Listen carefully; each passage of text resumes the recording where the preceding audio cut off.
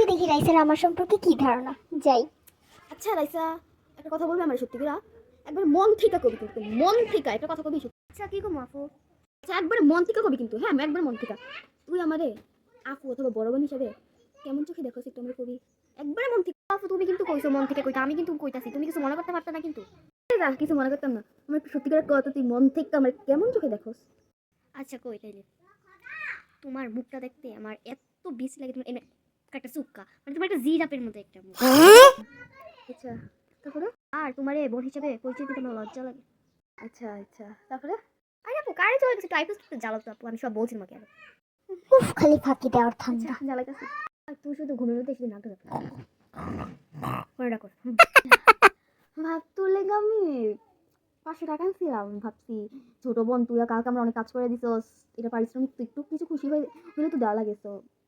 ভাবছি তুই টাকাটা নিবি, তোর বন্ধু বান্ধবকে খাওয়াবি।